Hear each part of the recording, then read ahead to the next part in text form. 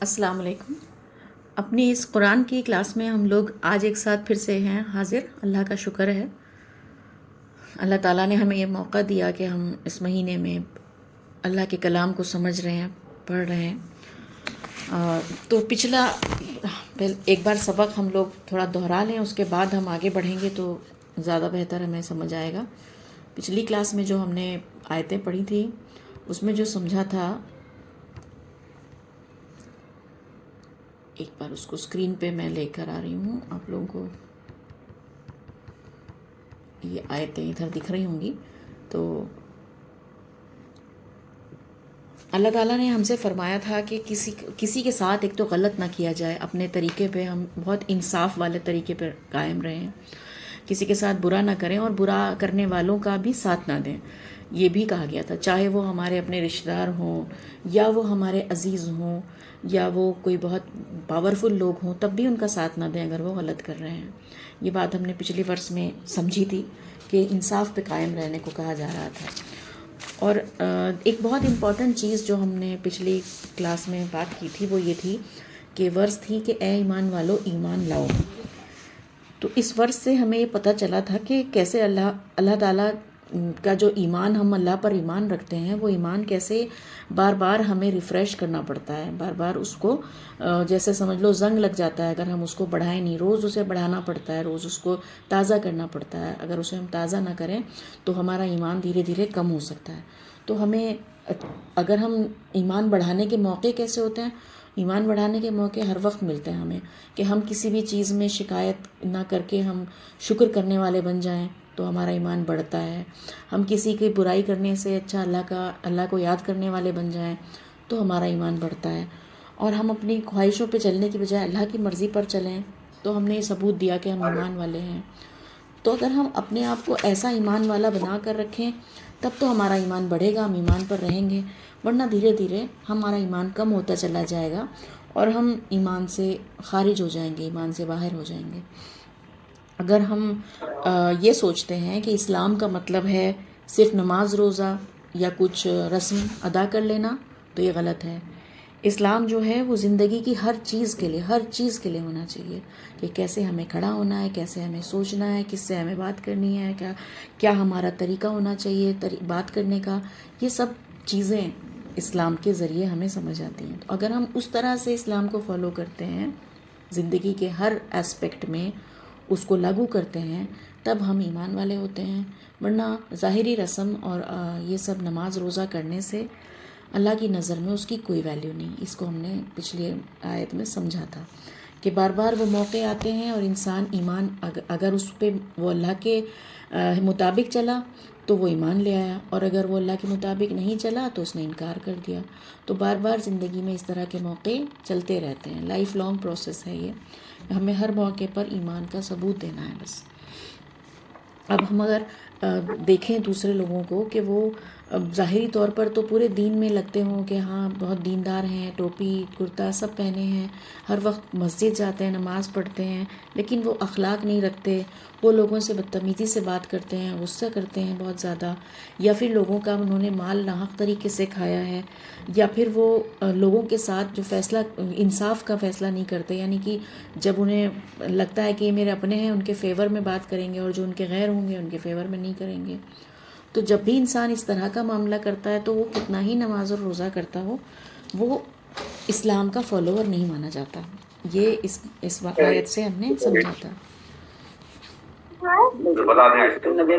Mute کر لیجئے امی، میرا تو اور بات۔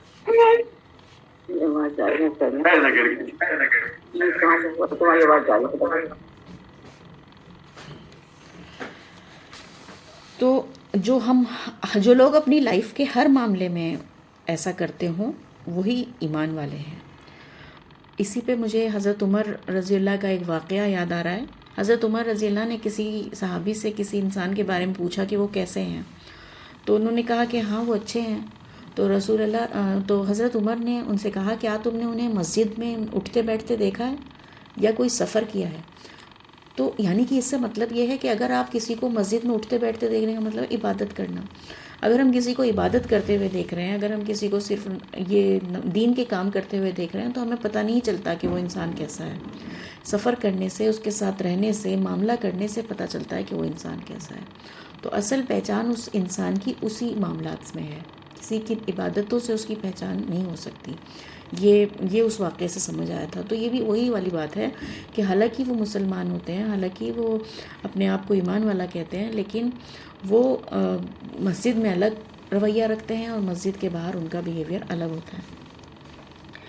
اور پھر یہ بھی ہم نے پچھلے ہفتے پڑھا تھا کہ جو چھوٹے چھوٹے دنیا کے فائدوں کے لیے، اپنی خواہشوں کے لیے اللہ کے حکم کو ٹھکرا دیتے ہیں، انکار کر دیتے ہیں، وہ لوگ چاہے وہ مسلمان ہوں لیکن ہر چھوٹی چھوٹی بات پہ وہ اپنا ایمان خراب کر لیتے ہیں، تو اللہ تعالیٰ ان کو ایک حد تک ہی مہلت دیتا ہے اور اس کے بعد پھر وہ اللہ کے سزا کے مستحق ہو جاتے ہیں. یہ بات پڑھ کر ہمیں سب کو بہت زیادہ سخت تنبیہ ہوئی تھی. ہمیں اس پہ بہت زیادہ فوکس کرنا چاہیے کہ ہم کیا اپنے زندگی کے تمام معاملات میں خدا کے حکم کو فالو کرتے ہیں، اس کو لاگو کرتے ہیں یا نہیں. اب ہم آگے کی ورسز پڑھیں گے. 140 سے 141 یہ ورس ہے.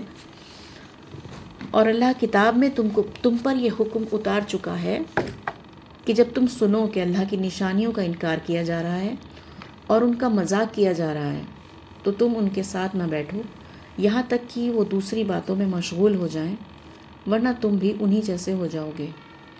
اللہ منافقوں اور منکروں کو جہنم میں ایک جگہ اکٹھا کرنے والا ہے.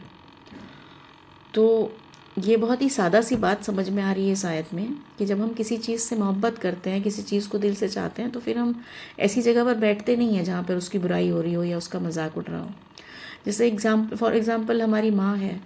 ہم اپنی ماں کے بارے میں کہیں بیٹھے ہوں اور سنیں کہ وہ ہماری ماں کی برائیاں کر رہے ہیں، ان کی مذاق اڑا رہے ہیں، تو ہم اگر ہمیں موقع ہوگا یا تو ہم بولیں گے یا ہم چپ رہیں گے اور وہاں سے اٹھ جائیں گے. ہم اس محفل کو، اپنے آپ کو انکلوڈ نہیں کریں گے اس محفل میں.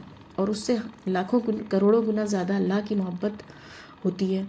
تو ہم اگر اللہ کی ایسی کسی محفل میں بیٹھے ہیں جہاں پر اللہ کے بارے میں ہمیں اس طرح کی باتیں سننے کو مل رہی ہیں کہ لوگ خدا کا مذاق اڑا رہے ہیں یا خدا کو نہیں مان رہے ہیں، اس کا انکار کر رہے ہیں بیٹھ کر، تو ایسی محفل میں اللہ تعالیٰ نے کہا کہ اس ایمان والوں کو چاہیے کہ وہ اس ایسی محفل کا پارٹ نہ بنے. تو جیسا موقع ہو یا تو وہاں سے اٹھ جائیں یا پھر وہ خاموش رہیں جب تک کہ ٹاپک چینج نہ ہو جائے، کوئی اور بات نہ ہونے لگے. اور ویسے بھی مذاق آدمی تب اڑاتا ہے جب اس کے پاس کوئی اسٹرانگ آرگیومنٹ نہیں ہوتا، کوئی لاجک نہیں ہوتا جس پہ وہ بات کہہ سکے. وہ مذاق کر کے بات کو ختم کرنا چاہتا ہے. تو اس ٹائم وہ بہت ہی زیادہ انسنسیئر، بہت ہی غیر سنجیدہ ہوتا ہے. اس وقت اسے کچھ بھی سمجھانا یا کہنا بیکار ہے. تو اس وقت پہ کچھ بھی کہنے سے اچھا آپ چپ رہیں اور وہاں سے الگ ہو جائیں، ان سے تھوڑا سا علیحدگی اختیار کر لیں. یہ بیٹر طریقہ رہتا ہے. اس کے لیے میں چھوٹا سا ایک ایگزامپل، ایک سوشل میڈیا پلیٹ فارم پہ کسی نے فوٹو ڈالا تھا، اس میں یونیورس کا ٹیلیسکوپ سے فوٹو لیا ہوا تھا، وہ ڈال رکھا تھا. تو اس کو دیکھ کر میں نے، اس پہ لوگوں نے بیوٹیفل، امیزنگ اس طرح کے کامنٹ ڈال رکھے تھے. میں نے بھی اس پہ ایک کامنٹ ڈالا کہ جو اتنا بڑا کائنات ہے ہمارا، اس کو بنانے والا کتنا بڑا ہوگا، سبحان اللہ. تو میرے کامنٹ پڑھنے کے بعد وہاں جو جتنے لوگ موجود تھے اس پلیٹ فارم پہ، انہوں نے اس کو بہت زیادہ کہا کہ آپ اس زمانے کے ہو کے خدا کے بارے میں ایسی بات کر رہے ہیں، خدا تو ہوتا ہی نہیں ہے. اور کافی لوگ تو یہ بھی کہنے لگے کہ یہ بیکورڈ سوچ جو ہے آج ہمیں شٹ کر دینی چاہیے، بند کر دینی چاہیے. تو مجھے اسی ہی لگا کہ یہ اسی طرح کی محفل ہو رہی تھی جہاں پہ سب لوگ ایک طرح سے خدا کا مذاق بنا رہے تھے، اس کی نشانیوں کا مذاق بنا رہے تھے، انکار کر رہے تھے. تو میں اس وقت ظاہر سی بات ہے میں بھی خاموش رہی. اور وہاں پہ اس وقت پہ جواب دینا یا بحث کرنا نہیں چاہیے، کیونکہ آیت میں بھی یہی کہا گیا ہے کہ آپ وہاں خاموش ہو جائیں، ان کے ساتھ نہ بیٹھو، ان کا ساتھ نہ دو کسی بھی طرح سے. تو یہاں پہ یہ ایک لائن یہ کہا کہ ورنہ تم بھی انہی جیسے ہو جاؤ گے. اس کا مطلب یہ ہے کہ وہ لوگ تو، اگر تم اسی طرح کے محفلوں میں بیٹھتے ہو، اس طرح کے لوگوں کی بات بار بار سنتے ہو، تو کہیں نہ کہیں ہمارے اوپر ایک اثر آنے لگتا ہے ان چیزوں کا. ایسا کیوں ہے؟ کیونکہ وہ میں نے جیسے بتایا کہ وہ بہت غیر سنجیدہ انسنسیئر لوگ ہیں. تو اگر تم بیٹھ کے ان کے ساتھ انوالو ہو گئے، تم بھی ایک بار اس بات میں ہاں ملا گئے، تو تمہارے اندر بھی وہ غیر سنجیدگی آ جائے گی. تو اللہ تعالیٰ اس چیز کو چاہتا ہے کہ ہم اپنے ایمان کی حفاظت فرمائیں. ایمان کی حفاظت بھی ہونی ہے. ایک ایمان ہم لے آئے، لیکن اب وہ ایمان، جیسے میں نے ابھی بتایا تھا تھوڑی دیر پہلے، کہ ایمان بڑھتا اور گھٹتا رہتا ہے. تو بڑھتا کب ہے؟ جب ہم اللہ کے حساب سے چلتے ہیں، اور گھٹتا کب ہے؟ جب ہم لوگوں کے حساب سے اپنے آپ کو چینج کرتے رہتے ہیں۔ تو ہمیں اپنے ایمان کی حفاظت کرنی ہے، اسے گھٹنے نہیں دینا۔ تو ایسی محفلوں میں بیٹھنا، ایسی باتیں سننا، ہمیں اس کو اوائڈ کرنا چاہیے۔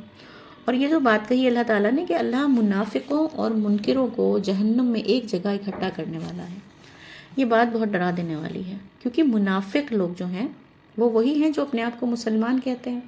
اوپر سے تو مسلمان ہی ہوتے ہیں نا، اندر سے ہی تو اللہ تعالیٰ پتہ کرتے ہیں کہ کس کا دل صاف ہے کس کا نہیں۔ تو جو منافق ہیں، یعنی کہ جو مسلمان کہہ رہے ہیں اپنے آپ کو، اور منکر جنہوں نے اللہ کو انکار کر دیا، جو کافر ہم کہتے تھے، تو وہ ایک ہی جگہ اکٹھے ہونے والا ہے، یعنی کہ اللہ کی نظر میں وہ دونوں ایک ہیں۔ تو اس سے یہی پروو ہو رہا ہے کہ ظاہری ایمان کی اللہ تعالیٰ کے یہاں کوئی ویلیو نہیں ہے۔ اگر کوئی صرف یہ کہے کہ میں مسلمان ہوں تو میں بخشا جاؤں گا، تو وہ اپنے پہلے ایمان کی جانچ کرے کہ اس کا ایمان ہے کیسا۔ اگر اس کا ایمان سنجیدہ ہے واقعی، تبھی وہ بخشا جا سکتا ہے۔ اگر اس کا ایمان غیر سنجیدہ ہے، انسنسیئر ہے، تو پھر وہ منکروں کے ساتھ ہی ہوگا۔ ایک لائن سے ہی یہ بات سمجھ میں آ گئی۔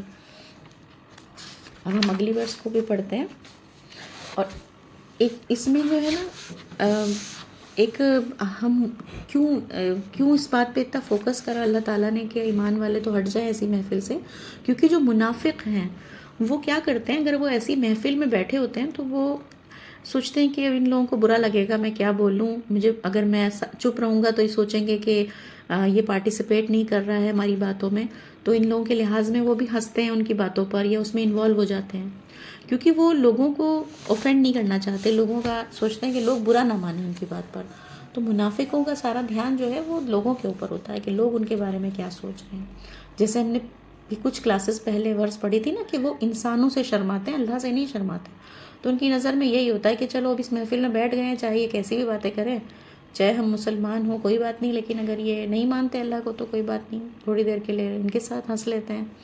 تو اس سے کیا ہوتا ہے کہ ان کا جو ایمان ہے وہ اور کمزور ہونے لگتا ہے۔ وہ صرف یہی سوچ رہے ہوتے ہیں نا کہ ہم تھوڑا سا چلو ان کے ساتھ اگر ہم ہنس لیں گے تو کون سا ہم مسلمان نہیں رہیں گے، حالانکہ ان کے اندر غیر سنجیدگی اور زیادہ بڑھنے لگتی ہے اس چیز سے۔ تو یہاں پہ اسی لیے فوراً اللہ تعالیٰ نے منافقوں کا ذکر کیا اس آیت کے بعد، کہ پہلے ایمان والوں سے کہا کہ آپ ایسی جگہ پر نہ بیٹھیں، کیونکہ میں نے ابھی ریویژن میں یہی بات کہی تھی کہ اسلام جو ہے صرف عبادت نہیں سکھاتا، وہ ہمیں اٹھنا بیٹھنا، کس طرح جانا ہے، کس کے ساتھ دوستی کرنی ہے، سب کچھ بھی ہمیں بتاتا ہے۔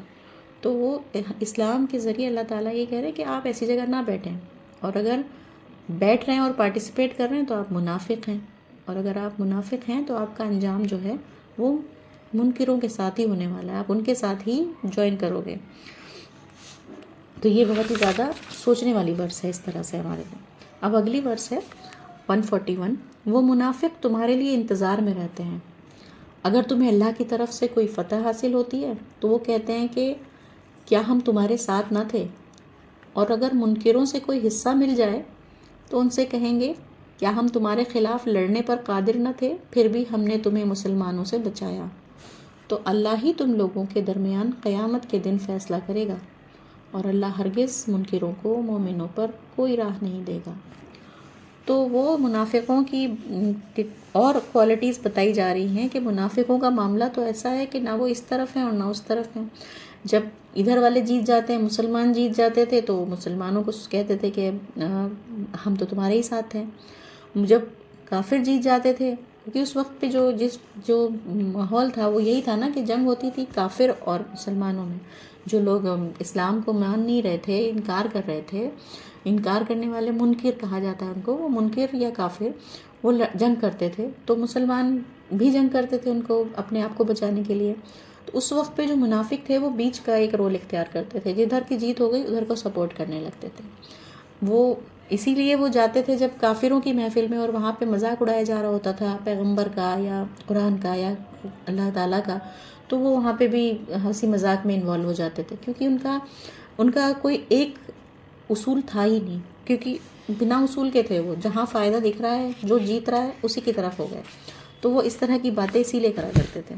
جو اصول والا انسان ہوگا نا وہ لائل ہوگا کہ اس طرف کی پارٹی میں ہوں تو وہ اسی طرف رہے گا، وہ کبھی بھی ہار یا جیت سے فیصلہ نہیں کرے گا، جھکے گا نہیں کسی کی طرف۔ تو وہ جس بھی محفل میں وہ جاتے ہیں منافق لوگ، وہ اسی کو خوش کرنے کی کوشش کرتے ہیں کہ بھئی یہاں میں آ گیا ہوں، اب یہاں پہ لوگ مجھ سے خوش رہیں۔ منافقوں کی پہچان ہے کہ وہ سبھی کو پسند آ جاتے ہیں، کیونکہ ان کی بات میں ایسی بات ہوتی ہے کہ وہ ہر ایک کی پسند کی بات کرتے ہیں، وہ اصول کی بات کبھی کرتے ہی نہیں ہیں۔ تو یہاں پہ اسی طرح سے ان کا کیریکٹر سمجھایا جا رہا ہے کہ وہ کیریکٹر تھا۔ اب ہم یہ سوچ رہے ہیں کہ منافق کوئی اسپیشل ایک الگ سی نسل ہے، کوئی الگ گروپ ہے، حالانکہ یہ منافقت پہلے بھی ہم اس پہ بات کر چکے ہیں، ہم سب کے اندر کہیں نہ کہیں موجود ہے۔ تو یہ جو پوائنٹ ہے یہ ہمارے لیے بہت امپورٹنٹ ہے کہ ہمیں اپنے اندر سے منافقت کو نکالنا ہے۔ اب ہم اگلی ورس پڑھیں گے تو اس میں اور ڈیٹیل میں ہمیں منافقت کے بارے میں بتایا جائے گا کہ کیسے ہم پہچانیں کہ ہم منافق تو نہیں ہو رہے، تو اور آسانی ہوگی ہمارے لیے۔ 142 منافقین اللہ کے ساتھ دھوکے بازی کر رہے ہیں، حالانکہ اللہ ہی نے انہیں دھوکے میں ڈال رکھا ہے، اور جب وہ نماز کے لیے کھڑے ہوتے ہیں تو کاہلی کے ساتھ کھڑے ہوتے ہیں، محض لوگوں کو دکھانے کے لیے، اور وہ اللہ کو کم ہی یاد کرتے ہیں۔ تو یہ منافقین کی، ہائپوکریٹس کی کیریکٹرسٹک کو اور ڈیٹیل پہ بیان کیا جا رہا ہے کہ انہیں لگتا ہے کہ ہم کچھ ظاہری رسم ادا کر کے یا نماز وماز پڑھ کے اللہ تعالیٰ کو نعوذ باللہ پٹا لیں گے، اللہ تعالیٰ کو ہم اپنے فیور میں کر لیں گے، تو یہ تو کام ہم نے کر لیا۔ اور حالانکہ اللہ فرماتا ہے کہ وہ خود دھوکے میں ہیں، انہیں سمجھ نہیں آتا کہ وہ یہ سب جھوٹا دکھاوا کر رہے ہیں، اللہ تعالیٰ تو انہیں 0 نمبر دے رہا ہے، کوئی مارکس انہیں مل نہیں رہے ہیں، اور وہ سوچ رہے ہیں کہ ہمیں پورے 100/100 نمبر ملے ہوئے ہیں، اب ہم آخرت میں تو جنت ہماری پکی ہے۔ اور انہیں نہیں پتا کہ وہ جس چیز کا انہیں فائدہ اٹھانا تھا وہ اٹھا نہیں پا رہے ہیں، وہ خود دھوکہ کھا رہے ہیں۔ وہ دنیا میں لگ گئے ہیں کیونکہ انہیں لگتا ہے کہ اب دنیا کے کام کرنے لگو، آخرت تو ہم نے کر لی، تو وہ اسی لیے خود دھوکے میں پڑے ہوئے ہیں۔ حالانکہ ان کا یہ دھوکہ جو ہے آخرت میں کھلنے والا ہے، ان کی پٹی تبھی کھلے گی وہ جب سمجھیں گے، وہاں جا کے دیکھیں گے کہ ہمارے تو کوئی مارکس ہی نہیں آئے، ہم تو یہاں پہ سوچ رہے تھے کہ ہم عبادتیں کر رہے ہیں، ہم روزے رکھ رہے ہیں، لیکن ہم اللہ تعالیٰ نے تو اسے کچھ بھی قبول نہیں کیا، کیونکہ یہ کسی لائق ہی نہیں تھے بے شک۔ تو ان کی ایک پہچان یہ بتائی کہ جب وہ کوئی عبادت کرتے ہیں، جب وہ نماز کے لیے کھڑے ہوتے ہیں یا کوئی اور بھی عبادت، تو بہت ہی کاہلی کے ساتھ، مطلب ان کا دل نہیں چاہ رہا ہوتا کہ وہ کام کریں، بس وہ زبردستی ایک بوجھ کی طرح اس کو کرنا چاہتے ہیں۔ تو ہم ایسا کب کرتے ہیں؟ ہم ایسا تب کرتے ہیں جب وہ کام ہمیں پسند نہیں ہوتا، جب ہمیں دل سے محبت نہیں ہوتی اس چیز سے کہ ہاں ہم نماز پڑھنی ہے، ٹال رہے ہیں۔ تو یہ چیزیں بہت مشکل سے ہم اپنے آپ کو مناتے ہیں، پھر اس کے بعد بھی بڑا ہمیں لیزینس آتی ہے کہ کیسے کریں پوری، چلو جتنی پڑھی جا رہی ہے پڑھ لیتے ہیں، صرف لوگوں کو دکھانے کے لیے ہم کر رہے ہوتے ہیں۔ تو کیونکہ ہمیں لگتا ہے کہ ہم نماز نہیں پڑھیں گے تو لوگ کیا کہیں گے کہ نماز بھی نہیں پڑھتے، روزے بھی نہیں رکھتے، یا یہ لوگ ہمارے بارے میں یہ غلط نہ سوچیں۔ تو ہماری نیت کیا ہوئی؟ ہم نے پھر لوگوں کو اپنی نیت بنا لیا، اور اللہ تعالیٰ نے صاف کہا کہ اگر آپ آخرت کے لیے نیت کرو گے تو آخرت میں فائدہ ہوگا، اگر دنیا کے لیے نیت کرو گے تو دنیا میں فائدہ ہوگا۔ تو پھر یہاں پہ فائدہ ہمارا ختم ہو گیا، ہم تو دنیا میں ہی لوگوں کو دکھا کے ختم ہو گیا فائدہ سارا، آخرت میں پھر کیا ملا؟ 0۔ تو وہی ان کے ساتھ یہی دھوکہ ہو رہا ہے، وہ سوچ رہے ہیں ہم نماز پڑھ کے ہمارا وہاں کا پکا ہو گیا، لیکن وہاں کے لیے کچھ بھی نہیں بچے گا، ان کا سب ویسٹ ہو جائے گا۔ تو نیت پر ہی سارا کام ہے۔ اور نماز کا تو مطلب ہی ہے کہ بندہ جو ہے وہ اللہ کے آگے اپنی ساری ایروگینس، سارا گھمنڈ ختم کر کے پوری طرح سے جھک جائے، اور یہ مانے کہ اللہ ہی سب سے بڑا ہے۔ تو جو انسان سچی نماز پڑھتا ہے اس کے اندر کوئی نہ تو گھمنڈ ہوتا، نہ ایروگینس ہوتا، نہ اس کے اندر کوئی یہ بات ہوتی کہ کاش میں اپنی مرضی پہ چلوں، وہ کاش میں دنیا میں بڑی بڑی چیزیں حاصل کر لوں، یہ سب چیزیں نہیں رہیں گی اگر آدمی سچی نماز پڑھے گا۔ اب ایک اور کیریکٹرسٹک بتائی یہاں پہ کہ وہ اللہ کو کم ہی یاد کرتے ہیں۔ یاد کرنا یہ تو بہت ہی امپورٹنٹ بات ہوتی ہے کہ کسی کو ہم کیسے یاد کرتے ہیں۔ دنیا میں ہم کسی کو یاد کرتے ہیں تو ہم ایسے نہیں کرتے کہ اس کا نام لینا شروع کر دیتے ہیں کہ مان لیجیے اس کا نام احمد ہے تو ہم احمد احمد احمد کرنے لگیں۔ یاد کرنے کا مطلب ہے اس انسان کے بارے میں پوائنٹ آف ریفرنس لے کر سوچتے ہیں کہ ہم نے یہ کیا تھا، ہم ساتھ میں وہاں گئے تھے، اب اس کے ساتھ ہم نے یہ کھایا تھا تو یہ ایسا بنا تھا، اس ٹائم ہم نے یہ کرا تھا، تو اس طرح سے ہم ان چیزوں کو، ان میموریز کو یاد کرتے ہیں۔ تو اللہ کو یاد کیسے کیا جاتا ہے؟ اللہ کو ایک تو پہلی بات کہ کنیکشن ہونا چاہیے نا، اللہ سے پہلے محبت ہو تبھی ہم یاد کریں گے پہلی بات تو. لیکن اللہ کو یاد کرنے کا طریقہ یہ ہے کہ ہم زندگی کے ہر تجربے میں، ہر ایکسپیرینس میں اللہ کو دیکھیں، اللہ کو سوچیں. جیسے کہ ایک حدیث ہے کہ اپنے جوتے کا اگر تسمہ ٹوٹ جائے تو اللہ سے مانگو. اس کا مطلب یہ نہیں کہ جوتے کی لیس ٹوٹ گئی تو اللہ سے دعا کرنے لگے اللہ لیس دے دیجئے، لیس دے دیجئے.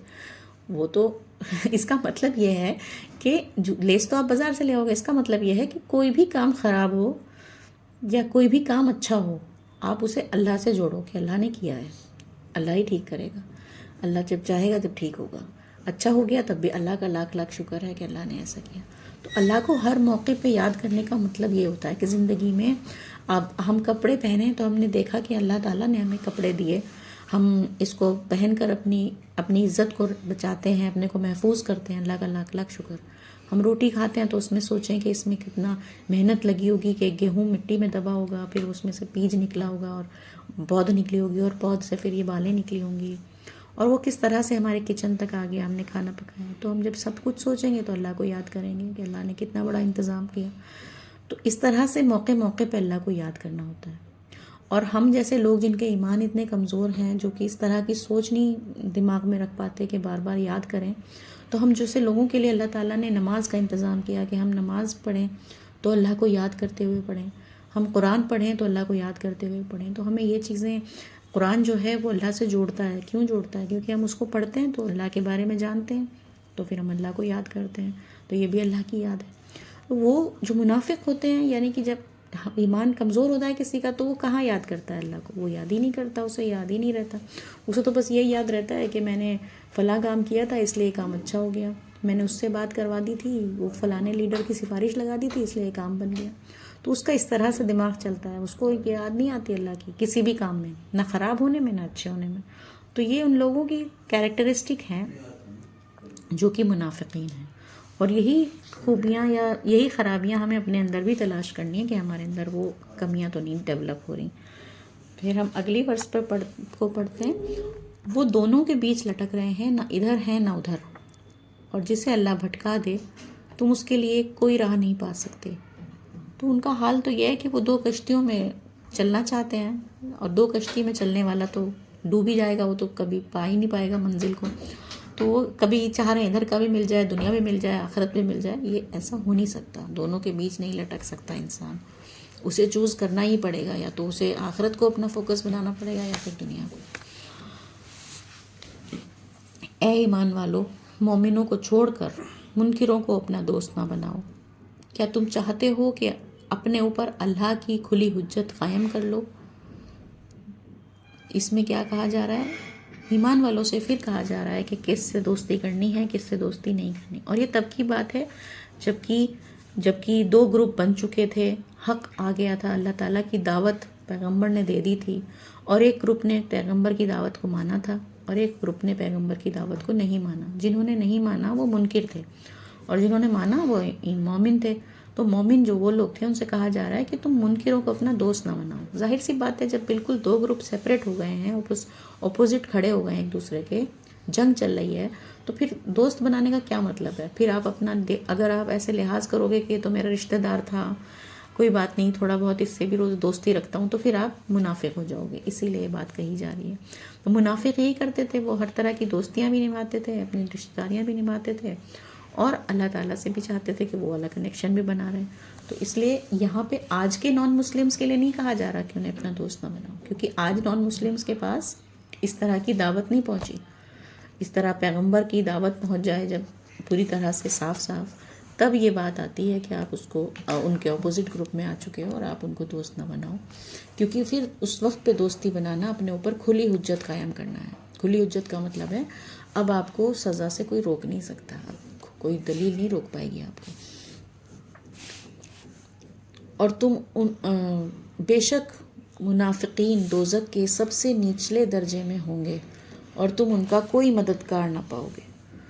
تو یہ کتنی زیادہ بھیانک بات ہے کتنی زیادہ بھیانک بات ہے کہ منافقین جو اپنے آپ کو مسلمان کہتے تھے، ان کے لیے اللہ تعالیٰ نے کہا کہ وہ دوزخ کے سب سے نیچے درجے میں ہوں گے. یعنی کہ دوزخ میں بھی درجے ہیں، بالکل لویسٹ جو درجہ ہوگا، جو سب سے ہی خراب لوگوں کا ہوگا، وہاں وہ لوگ پائے جائیں گے. کتنا زیادہ بھیانک بات ہے. اب ہمیں مطلب اتنا زیادہ ڈرانے کے بعد پھر اللہ تعالیٰ نے اپنی محبت اور رحمت دکھائی اور کہا البتہ جو لوگ توبہ کریں اور اپنی اصلاح کر لیں اور اللہ کو مضبوطی سے پکڑ لیں اور دین کو اللہ کے لیے خالص کر لیں تو یہ لوگ ایمان والوں کے ساتھ ہوں گے اور اللہ ایمان والوں کو بڑا ثواب دے گا.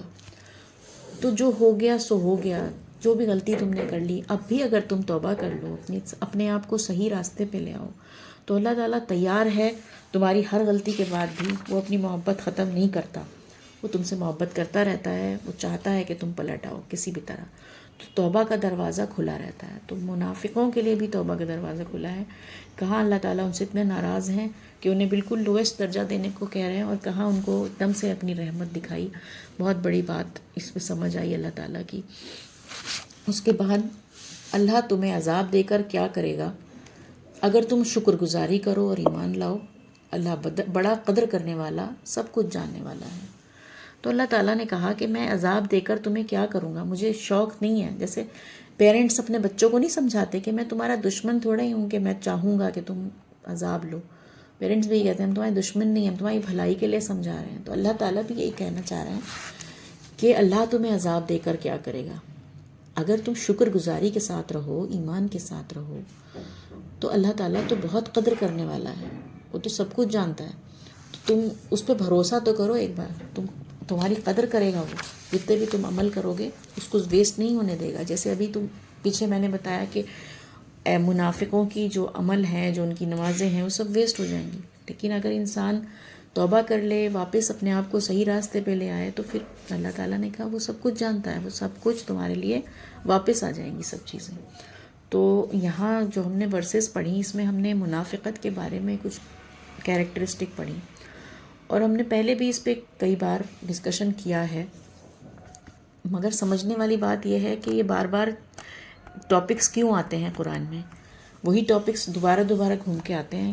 اسی لیے آتے ہیں کیونکہ یہ ایک یاد دہانی ہے، یہ ہمارے لیے ایک ریمائنڈر ہوتا ہے کہ ہم انسانوں کا مزاج ہوتا ہے کہ وہ بھولتے ہیں. بار بار ہم لوگ چیزوں کو بھول جاتے ہیں. اپنی زندگی میں ہم جب پریکٹیکلی رہتے ہیں تو ہم ان چیزوں کو، چھوٹی چھوٹی باتوں کو بھولنے لگتے ہیں، اور دھیرے دھیرے ہمارا ایمان کمزور ہونے لگتا ہے. تو پھر سے جب ہم یہاں پر پڑھتے ہیں قرآن میں بار بار وہی ٹاپکس، تو ان چیزوں کو پکا کیا جاتا ہے کہ ہمارے سے غلطی نہ ہو اور منافقوں والی کوالٹی ہمارے اندر پیدا نہ ہو. کیونکہ منافق اور منکر اللہ کی نظر میں ایک ہیں، وہ اکٹھا کیے جائیں گے، ان کو ایک ہی جیسی سزا دی جائے گی، بلکہ منافقوں کو تو سب سے نچلے درجے میں ڈالا جائے گا. تو ہمیں اپنے ایمان کو بہت چیک کرنا ہے کہ ہم کن باتوں میں بزی رہتے ہیں. کیا ہم لوگوں کو خوش کرنے میں اپنے آپ کو لگائے رکھتے ہیں کہ لوگ ہم سے خوش رہیں، جہاں جائیں ہم ہی لوگوں کے اٹریکشن بن جائیں، پیپل پلیزر بن جائیں. یا ہمارے کچھ اصول ہیں، کیا ہم اصولوں پہ چلتے ہیں. کیا ہم نے اپنی عبادت کو دل سے ادا کرتے ہیں، پورے شوق سے ہم اپنی عبادت کو ادا کرتے ہیں. یا ہمارے اندر یہ جذبہ رہتا ہے کہ لوگوں کو دکھانے کے لیے ہم کر رہے ہیں. یا پھر ہم یہ سوچتے ہیں کہ ہم نے یہ 4 سجدے کر دیے تو اللہ تعالیٰ سے ہم نے معافی مانگ لی. ہم کس طرح سے اپنے عبادت کو کرتے ہیں، یہ بہت زیادہ سوچنے کی بات ہے. پھر اللہ کو یاد کرنے کا معاملہ، ہم کیا اللہ کو یاد کرتے ہیں پورے دن میں. ہمارے پاس، ہم اپنی فیملی کو دیکھ کر کے اللہ کا شکر کرتے ہیں کہ اللہ نے ہمیں اتنی اچھی فیملی دی کہ ہمیں سکون ملتا ہے. ہمیں گھر دیا کہ ہم اس میں سکون سے رہ پاتے ہیں، آرام کر پاتے ہیں. ہمیں روزی دی کہ ہم اپنے لیے اپنا پیٹ بھر کے کھانا کھا پاتے ہیں.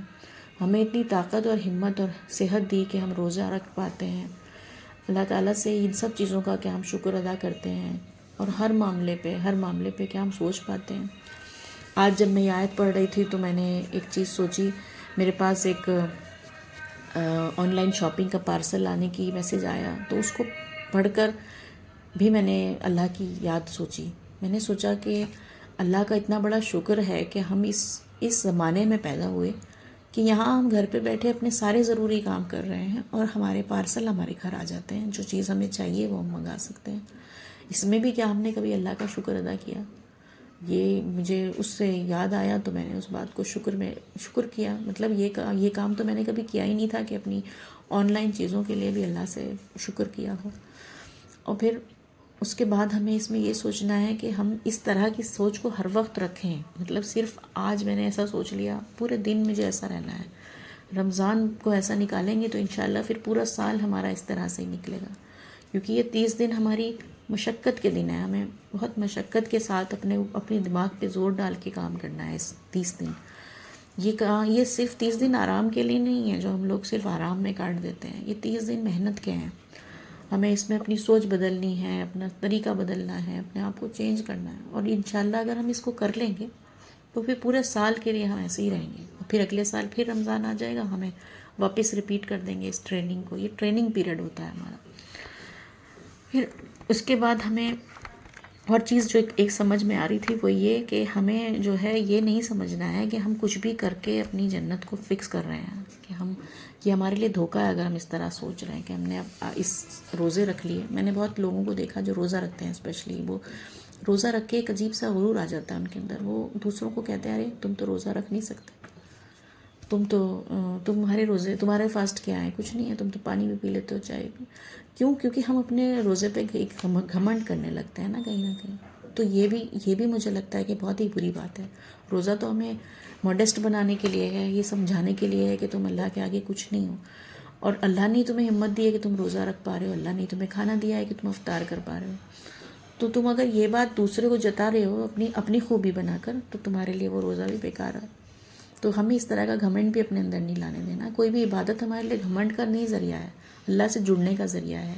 لوگوں کو دکھانے کے لیے نہیں ہے کوئی بھی عبادت، اللہ کو دکھانے کے لیے ہے. تو یہ میں آج کے ورسز سے سمجھ پائی. آج کافی ٹائم ہو گیا میرے بولنے میں. آپ لوگوں کا اگر کوئی کامنٹ ہو یا کوئی کویشچن ہو تو پلیز آپ پوچھ سکتے ہیں. اگر آپ کچھ بھی کہنا چاہ رہے ہوں تو بتائیں پلیز.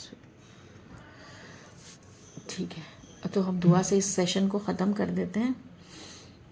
الحمدللہ رب العالمین الرحمن الرحیم مالک یوم الدین ایاک نعبد و ایاک نستعین اہدنا الصراط المستقیم صراط الذین انعمت علیہم غیر المغضوب علیہم ولا الضالین آمین. یا اللہ، ہم اپنی زندگی اور اپنی سوچ کو قرآن کے مطابق بنانے والے بن جائیں. یا اللہ، ہم اپنے ذہن کو کھول کر اس قرآن کو اس مہینے میں پڑھیں تو شاید ہم پورے سال کے لیے قرآن پر چلنے والے بن جائیں. یا اللہ، اس مہینے کا فائدہ ہمیں دے دے. خدایا، یہ بہت قیمتی مہینہ ہے اور ہم اس کو ایسے ہی ویسٹ کر دیتے ہیں موبائل دیکھ کر. اللہ ہمیں توفیق دے کہ ہم اپنے راستے کو صحیح کر پائیں، اپنی سوچ کو صحیح کر پائیں. اللہ ہم سب کی مدد کر اس رمضان میں بھی اور پورے سال بھی، کہ ہم اپنے آپ کو نیک بنا سکیں، خدا کا مطلوب انسان بنا سکیں. ربنا آتنا فی الدنیا حسنہ وفی الآخرۃ حسنہ وقنا عذاب النار. جزاک اللہ. آمین. آپ سبھی لوگوں کو بھی اللہ تعالیٰ خوب جزا دے. انشاءاللہ اگلے ہفتے اس میں پھر ہم لوگ مل کر آگے کی کلاسز کو کمپلیٹ کریں گے. جزاک اللہ.